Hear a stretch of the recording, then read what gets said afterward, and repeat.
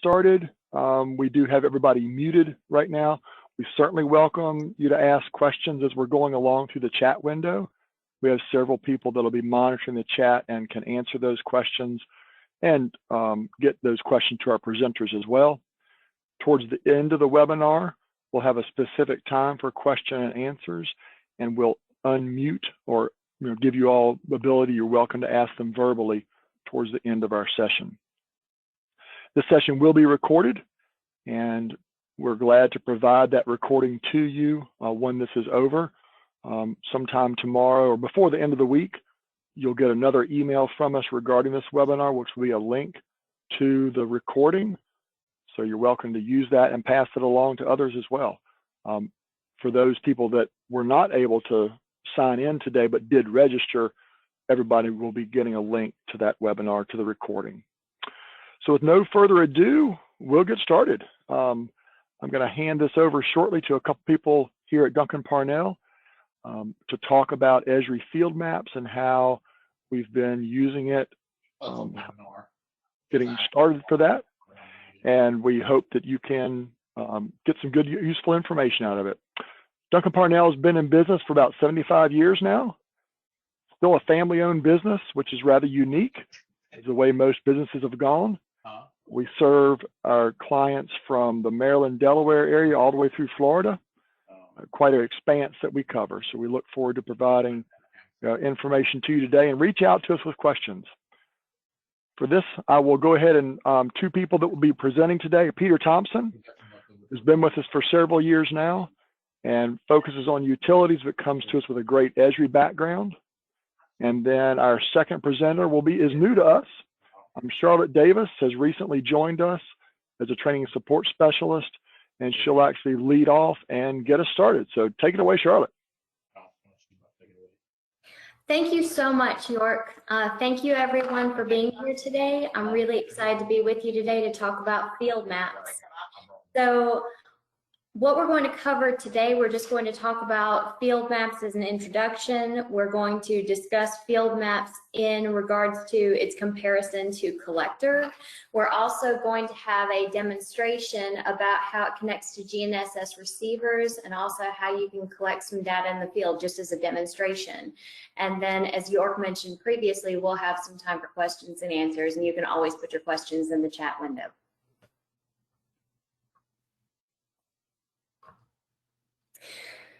Sorry about that. All right, so when we think about the current Esri ecosystem for the apps, we think of Collector, we think of Explorer, Workforce for ArcGIS, we think of Navigator and Tracker. And so anyway, these have been the leading apps as far as workflows for field work. But now we have the capability to merge all of them and the best qualities of all of them into field maps. So field maps is basically a data collection app with the best qualities of all of these apps you can see before you. And so it's one app instead of 5. You don't have to toggle between apps, save space on your phone. And so it's just really the best of all the worlds for the apps. And so, as I mentioned previously, it's a one-stop shop. There is the elimination of duplication of offline content, and then there's less to download on your phone, and then you aren't toggling between apps.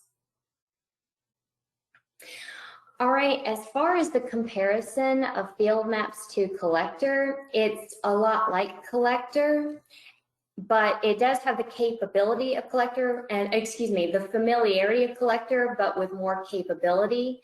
You're able to add markups, you are able to sync in the field. You are also able to set offline work just in case, an offline workspace, just in case you're in an area that doesn't have really good signal. So there are a lot of new features that you can use, and it's pretty intuitive too. So in the field, you're able to view your maps on your phone using field maps. You can collect and update data much like Collector. Now here's something interesting. If you have the licensing for Tracker, you have the capability to toggle on a switch on field maps to enable your to enable tracking. And so that's an interesting component. And as I'll touch on, you can see that the bottom points are kind of grayed out a little bit. I'm going to allude to the phase release of field maps. So right now we are in the first phase, and there are going to be other capabilities of field maps that are released as time goes on. So there should be the capability to dispatch and to complete tasks like in Workforce for ArcGIS, and then turn-by-turn navigation. Those are some features that are coming soon with phase releases. So we talked about a little bit about the capability in the field and the maneuverability in the field using the app. So back in the office, you can make your maps like you normally do. You know, you make your map and then you're able to open it in Collector. It's the same sort of deal with field maps. You are also, here's something interesting that I noticed.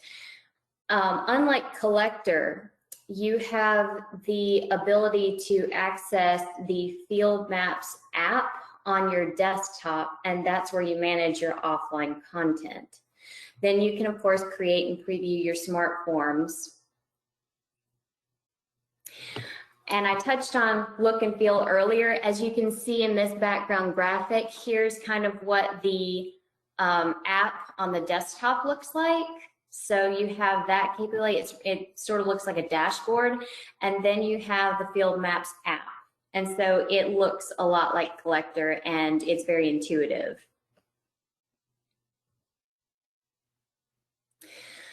So the idea is that all of these apps you see before you, Explorer, Tracker, Collector, Workforce for ArcGIS, and Navigator, the idea is eventually for Explorer, Tracker, and Collector and Navigator to be phased out eventually. You'll still have apps to remain, such as the ones listed below, Survey 123, Quick Capture, Mission, Indoors, and Earth. But as field maps becomes more prevalent, as the migration takes place, the apps that the field maps is eventually going to replace the capabilities that were previously held by the apps you see before you. So just to go through some improvements of field maps, it's battery optimized. You can create smart and conditional forms. The markups are easy to do. You can just create certain areas on your map and then record those anecdotes in the field and share those. If you're interested in, if you are an arcade user and you're interested in advanced symbology, there's that capability. The field snapping is really, it's really interesting to use, and it's very convenient to use. You have GPS, and then you also have directions using Google Maps, Apple Maps, your native map applications. All right, so here I will just talk briefly about the release schedule. So it's out of beta, Field Maps is out of beta. And then we are at the end of Q1, and so we're in the first quarter of release. So as I mentioned previously, Collector, Explorer, and Tracker will be retired, and there's an article, blog post for Esri stating that they will be retired in 2021. If anybody's interested, I can send you that article. Survey 123 will remain as we understand right now. And again, the release phases, phase 1 is the introduction of field maps. And then eventually, as I mentioned previously, you'll have the Workforce for ArcGIS capability in a way that workforce coordination of dispatch and task completion. And then phase 3 will have the navigation capabilities. So how is Duncan Parnell addressing this shift? We were a part of the beta program, and I can talk about this from the trainer's perspective, and I think this would be a good point. Once I talk a little bit about the trainer's perspective, I can hand it off to Peter to talk about the migration and change from the sales rep perspective. So from the training perspective, it comes down to be an effective trainer, you have to put yourself into the mindset of being a constant learner. So I'm making it my business to download the app, to make those forms, to deploy those maps, to drop points, to learn as much as I can and be in a state of constant learning so that I can provide the best service possible. So there's just no substitute for getting out and just doing. So with that being said, I will go ahead and hand this off to Peter to talk about the technical aspect, the sales rep perspective for the change, and also for him to talk about his demonstration. Peter? All right, Charlotte, thank you so much. So yeah, as Charlotte said, Duncan Parnell, we're committed to fully embracing our ArcGIS field maps. We intend to support it fully for all of our customers. As you guys all know, we do support everything that we sell, and field maps is going to be no different. So let's look ahead at what some of the more technical things that we can expect with field maps moving forward.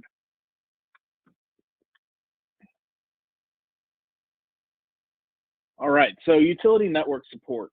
Right now, branch versioning is offered in a way with field maps. So this is all done through offline workflow.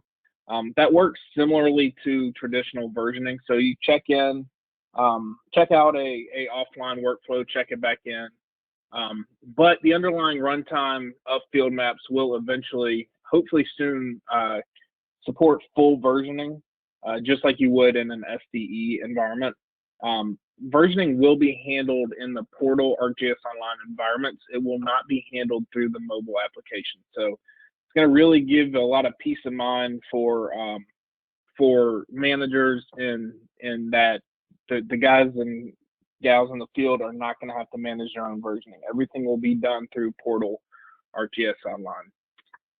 So as Charlotte mentioned, field maps is going to continue to evolve at a phased rollout. So what we expect over the next year is support for complete network tracing, some more advanced attribute rules, and contingent values, which we have some contingent values now. I'm actually going to demo here shortly. So one of the big things, and if you have not started learning Arcade, I highly recommend it at this point. Arcade is really going to make your field data collection, take it to the next level. So full support for Arcade expressions, allows for some really dynamic fields. I'm going to demo that as well here shortly in a gas environment. Required fields is now supported. So that wasn't originally supported. The last time we spoke on field maps, required fields were only supported in that you could not allow null values. So if a field did not allow nulls, it was marked as required, but there's no way to really verify that. Now, when you set up a map and set up a field maps project, you can actually require a field to be inputted, so you'll actually see the asterisks like most people are used to in required fields. And attribute rules and contingent values, as I said, are continuing to improve. You'll see a little bit of that here shortly. And one of my favorite things is GPS metadata will only be collected when using a high accuracy receiver. So if you're doing digitization and you have GNSS metadata enabled for your features, the metadata only will be collected, the receiver type, the correction type, the estimated accuracy. That's only going to be collected when you're actively using that receiver. So when you're doing heads-up digitizing in field maps, it's not going to be collected, which is really nice.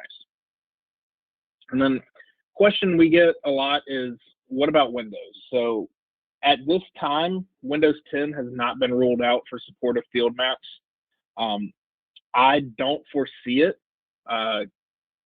We expect that ArcGIS Pro is going to have full collector functionality at some point. So I would not be surprised if we do not see field maps available on a Windows 10 device.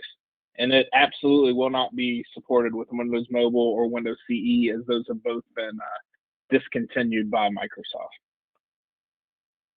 So one of the big things for us at Duncan Parnell, being a Trimble dealer, we want this to work with Trimble, and it works extremely well.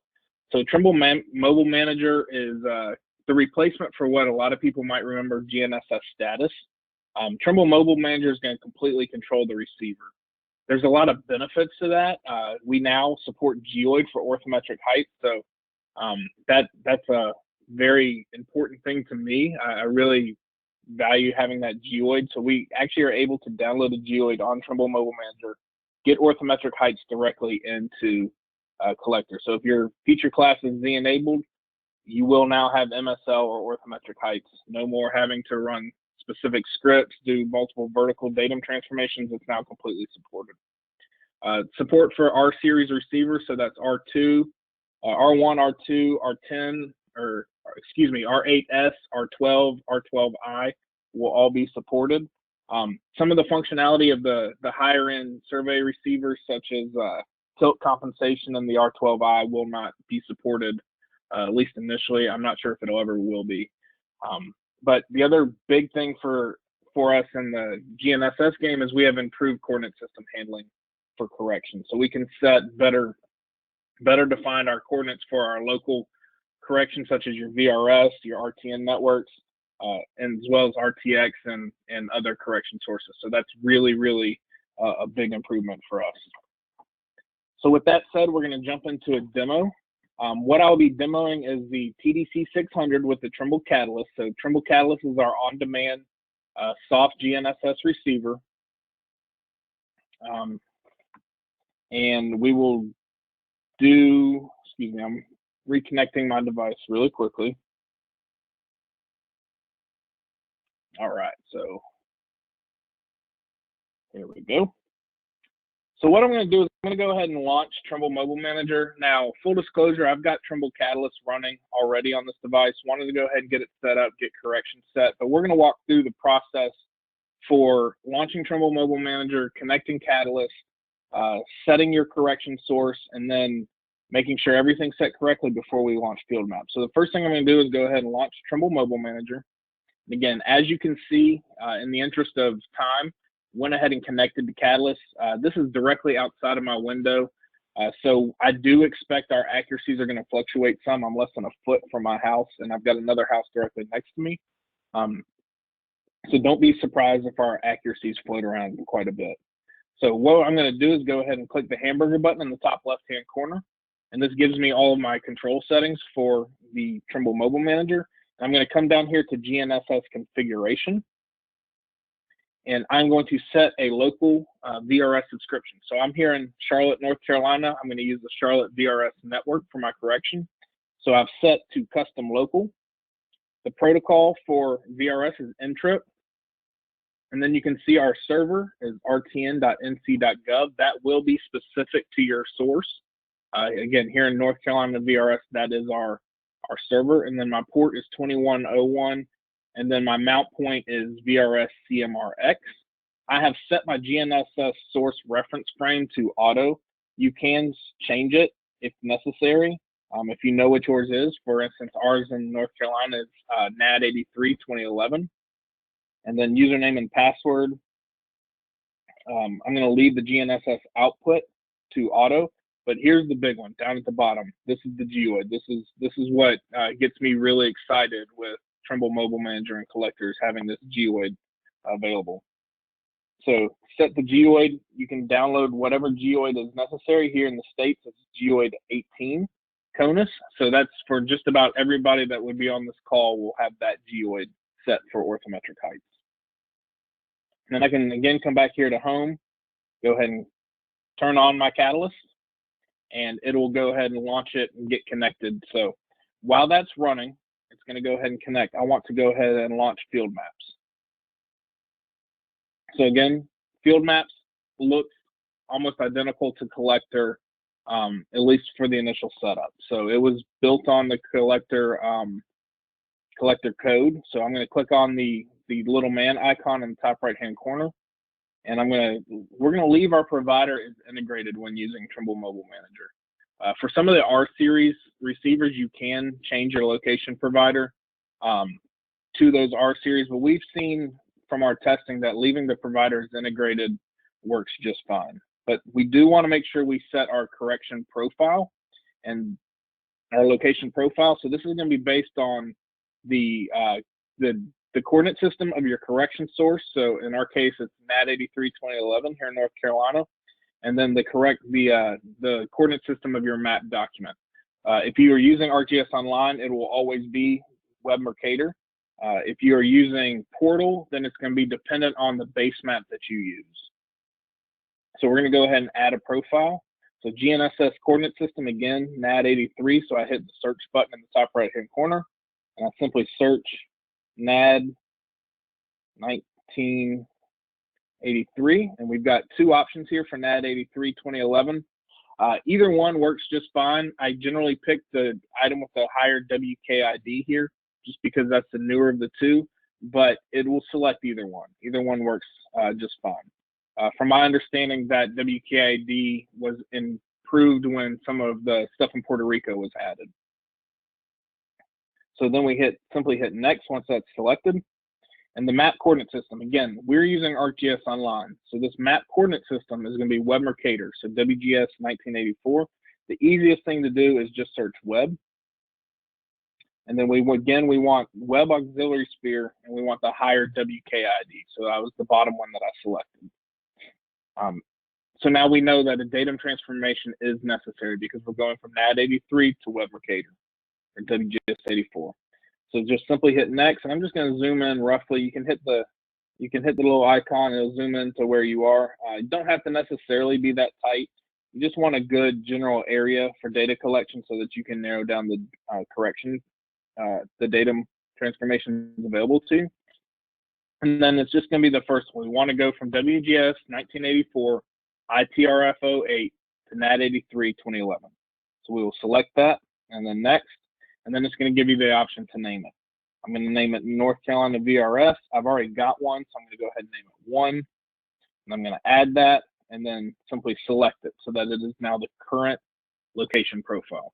So this is extraordinarily important to make sure you get this set up so that you're able to get the correct accuracies and transformations necessary for high accuracy data collection. So now you can change your unit of measure just like you can in Collector. I'm going to leave it to US standard. And what we're now going to do is we're going to go ahead and launch a gas collection map that I have optimized for field maps. So now this is just a little map that I created right along my street, acquiring location, GPS location not available. So let's go back to field maps.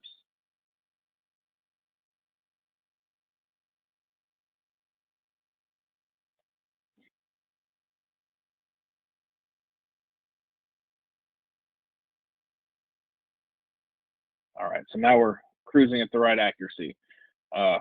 Just over 1 inch accuracy. Again, please don't be surprised it's going to fluctuate. I won't be surprised if it bounces into a foot or two just because of where it's located against my house. So, you know, like I said, it's extremely similar to Collector. You can see a lot of similarities, but what we want to do is I'm going to collect the meter first and foremost. So I'm going to go ahead and collect the meter. Now here's where some of the fun of field maps is it automatically collected the point just like Collector did, but I've got some conditional formatting here. So if you see, I've got some manufacturer information, diameter, inspection date. So for the gas industry, we have a tracking traceability requirement where we're required to collect all of this information on a plastic asset that's being collected. Now this is a meter. All of that is going to be based on the barcode. So first of all, we're going to make this a customer meter. Asset ID 1, 2, 3, 4, 5, and then barcode. I want to go ahead and scan the barcode. I've got a barcode sheet here. It's going to take the barcode, and I'm going to go ahead and just collect everything that we've got here. So now that that feature has been submitted, you can see the pop-up automatically is going to populate that manufacturer component, lot number, manufacturer date, material, etc., that is associated with that asset that I just scanned the barcode for. That is all done through Arcade Expressions, as well as that little Google Earth icon, which I will show you here in just a second on ArcGIS Online. Some of the nice parts about field maps as well is, excuse me, I really like the snapping capability that field maps has. So I'm going to go ahead and add a line. We're going to add a service pipe. And as you can see, I'm not going to use the GPS. I'm actually going to add a point. It's going to go ahead and snap to that meter. This is not realistic, but what I want to do is I'm just going to go down the line and snap to each of these meters. You can see the snapping is enabled. It's allowing me to snap to those different meters. And then I can go ahead and check it. And it's submitting. So all that's being submitted to ArcGIS Online, just like you would in Collector. Some other nice parts, Charlotte mentioned the ability to do markups. That is something that is carried over from ArcGIS Explorer. And then let's just briefly, while I'm on the top of Explorer, since Field Maps is combining Collector, Explorer, Tracker, eventually Workforce, eventually Navigator, your ability to edit and view is going to be based on your user preferences, what the organization manager sets for your individual user. So I have full edit capability, so it's going to act just like Collector. But what I want to do is I want to add a markup. So let's say I'm in the field and I want to notate something. I'm not necessarily going to collect a point, but I want to notate something like, for instance, this meter, why is it kind of floating out there by itself? So I'm going to say, please check this meter.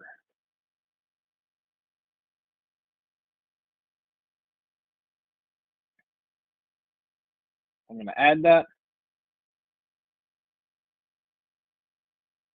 You can do multiple markups. I can do an arrow. But what I want to do is I want to then share this markup. So this markup's not going to automatically be available. Right now it's just on this device. It's not on anything else. But I want to share it. So you've got multiple ways to share it. You can share the markup just like you would anything else. You can share it Gmail, save to your Google Drive. But what I want to do is I want to share it to ArcGIS Online. What this is going to do is it's going to create a basically a feature layer that we can then add to the map. So let's go ahead and name it something unique. So we'll call this DP demo markup. And then I want to share it with everyone within Duncan Parnell. And go ahead and send that. So now that's been submitted just like you would any asset that's been collected. So then we can back out of here. We do have the capability to measure just like you did in Collector, but what is really nice is we can measure areas. So let's say we want to, hang on one second, let me navigate. We've got a pond. Let's change the base map. We've got a pond right behind these houses back here. So let's measure the area of this pond. So I'm going to come in here to measure area, and you can just simply draw. Now I've got big fingers on a little screen, so it's not going to be perfect, but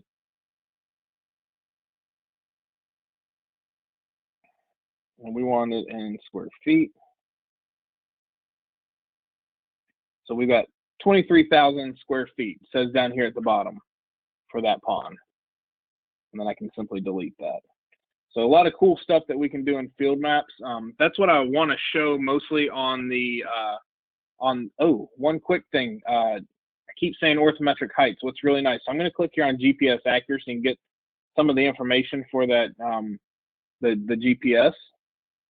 And if you look here, altitude, that is my altitude. Now, granted, I am about 30 feet off the ground up here. So my MSL, my orthometric height here at my house is just over, right around 705 feet. So it's pulling right over your orthometric heights. No more of the custom scripts or anything of that nature. It is sending it directly over. So that is all I've got for the mobile device for now. Let's go ahead. Then we are gonna. This is the web map. This is actually the beta web map. So let's go ahead and refresh this, so we can get some of that nice data that we just collected. All right, so all of that data is now in here, just like always. So if I click on an asset, again, all of that manufacturer information, all that pop-up information is actually going to carry over. One thing I did not do is I did not collect a image. So I did collect one previously, an image. This is actually all the information for that barcode that I scanned. So you can see all of that information is carried directly over. Got a nice little cheat sheet. So if you look, all of that information is here. One of the cool things, we keep talking about arcade expressions for pop-ups.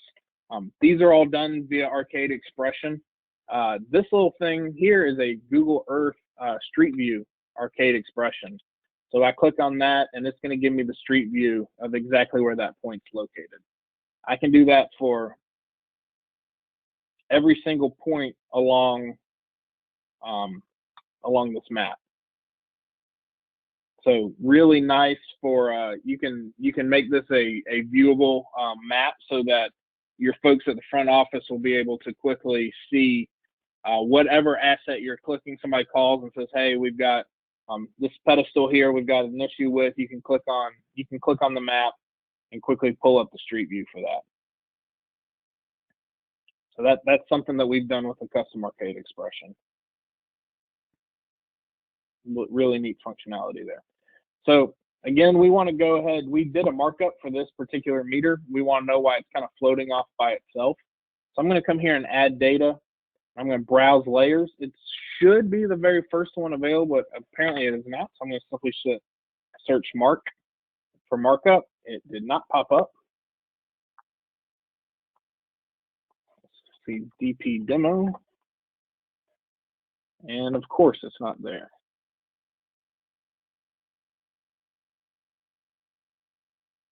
Let's try opening it in the classic web map.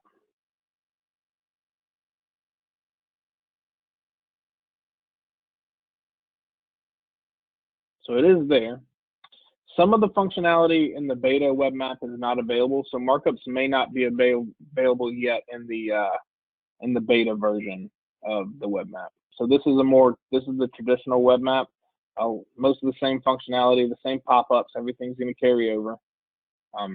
Since we're streaming this, my data is a little slow, but as you can see, just like in the previous, click on the Google image, pops right up. So what I want to do is now we're going to try and search for layers and add that markup. Should now be the first one. So I'm simply going to hit the add button, and there it is. There's your markup. So it's just a web layer that we can add to the map to be able to review items. So that is how it's done here. We will go ahead and that's pretty much everything that I have for the demo. I know we've got a couple of questions. I was able to run through that fairly quickly. So York, I believe, or Victoria, if somebody could review the questions that we've got. Sure. So the first one, the question is, since it was built on the collector code, why is it necessary to make the end user use Mobile Manager instead of being embedded inside of collector? Sure. So the reason being is for that GEOID functionality and for that more advanced coordinate system management. The TPK that would run the Trimble equipment inside a collector does not have the capability to download a GEOID. We do expect the TPK to be improved within field maps in the future, but I don't know that we'll ever see the GEOID available inside a collector. So that is the main reason, that and the coordinate system management. Okay, great. I don't see any other chat questions right now, but certainly we can unmute yourself and feel free to ask questions verbally as well, but certainly continue to put those in the chat window. We do have another question for you, Peter. Are there any current workflows for taking existing maps in the Esri suite to transition them over to field maps? Absolutely. So just about all of your collector-enabled web maps are available in field maps. You just have to enable them. So you have to add the Field Maps app to your organization in order to access field maps. But once you do that, any of your current collector maps, absolutely, they're going to be available in Field Maps. You just have to click a button to enable them. Sure. Another question, and this person acknowledges it might be more of a Trimble question, but why does Mobile Manager require creating an account profile in order to use it? Do you want me to comment on that, or do you want to say something, Peter? Yeah, York, we just got the answer to that, so I'll let you answer that, York. Well, I think from what I understand, you can certainly add more if I missed something, Peter, but Trimble's doing that just as a way to keep track of who's using their product, not from a marketing perspective, but just from a knowledge base. Also, it's helpful for troubleshooting. So there are log files that are generated. So if somebody's having issues with working within the application, then log files that are generated are more easily transmitted when there's a user login. And Trimble Mobile Manager is used for multiple applications. So it's also helpful that way. Correct. Yeah, York, you pretty much nailed it. To answer the question about existing maps available in Field Maps. So this is the Field Maps application. We can look at it a little bit. I've hidden everything except for this gas collection map that I've kind of enabled some of the Field Maps capability on. But if I come to hidden, this is all the maps that we've got within our organization. And you can simply click on the bar and use in Field Maps Mobile. And then it'll now be available in Field Maps. So it's pretty straightforward getting stuff over to Field Maps. Now, any conditional formatting that you have for fields or required fields, those will have to be set. For instance, if I come in here to my gas collection map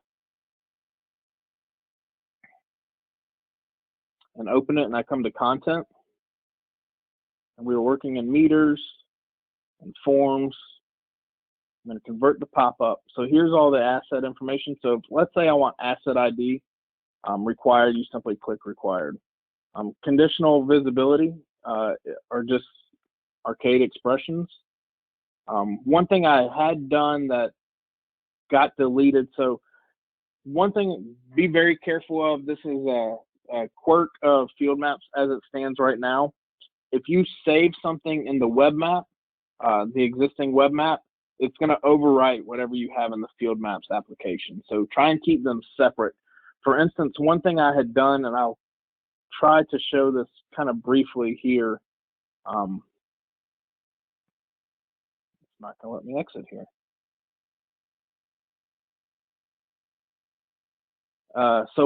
Well, I did a if exist on the barcode. So basically, if the barcode value was null, then I wanted all of those arcade features to show up. If the barcode was not null, I wanted the arcade features not to show up. So that's something that I had set, but unfortunately I saved the map prior to the demo, so it was not there for me. So I apologize for that. But York, I think we had a few more questions come in. I think that's all I see at the moment as far as a question perspective. But anybody else want to unmute themselves or throw something in the chat window for Peter or for Charlotte?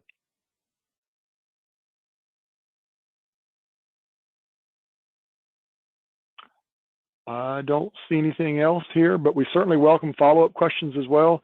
Again, there'll be contact information that will be in the recording that goes out. We do have one more here. Okay, looks like just some additional comments about the objections to having the Trimble Mobile Manager require login. And I know it's been a conversation with multiple people, so I think Trimble is considering the different options there. But certainly, if you do have other questions, and feel free to ask those when we send out the email recording. You'll see the contact information here for either Peter or Charlotte, and we would we'd be glad to get those answers to you.